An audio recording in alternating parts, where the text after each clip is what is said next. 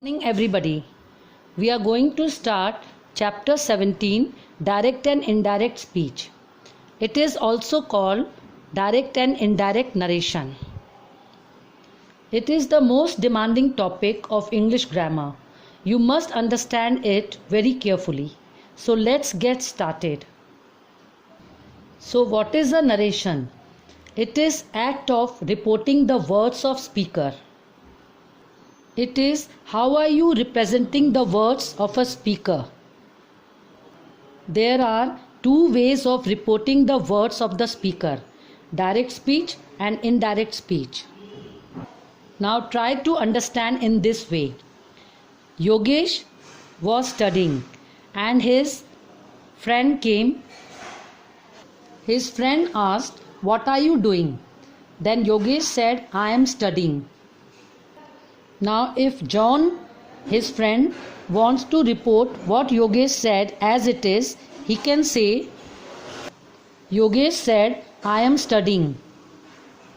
So it is direct speech. Here said is reporting verb and I am studying is reported speech. Now what is indirect speech? In indirect speech, actual words of the speaker are transformed and said or written in a simple language. Now see in this picture, Yogesh said, "I am studying," direct speech. The indirect speech will be, Yogesh said that he was studying. There are certain changes that we have to do while changing from direct to indirect speech. Number 1, removal of inverted comma. Number 2, change of tense. Number 3, change of person. Number 4, adverb change. And number 5, use of conjunction that. Now let us revise it quickly. Direct speech.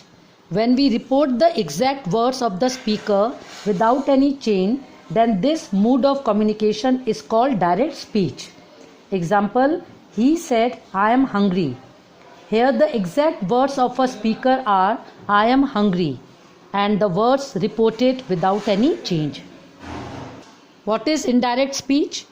When we do not report the real words of speaker and change them, then this mode of communication is called indirect speech. Here, direct speech, he said, "I am hungry," is changed to indirect speech, he said that he was hungry. Here we can change the real words of speaker. There are two parts of direct and indirect speech. See this example. He said, "I will call you." Here said is reporting verb and "I will call you" is reported speech. Now there are certain changes we have to do while converting from direct to indirect speech. So the first change is change of pronouns. John said, "I am coming." It is direct speech. Indirect speech is John said that he was coming. Here I changes to he. So here pronoun is changed. Second change is change of tenses. John said, "I am coming." Indirect speech, John said that he was coming. Here tense is changed. Present continuous is changed to past continuous. Third change is change of adverbs. Direct speech, John said, "I did this exercise last night."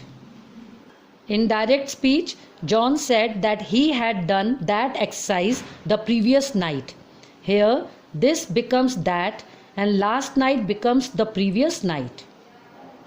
The fourth change is removal of inverted commas in indirect speech, and fifth change is use of conjunction that. So these are the basic rules that we have to follow from changing from direct to indirect speech. Keep learning, keep revising. Thank you.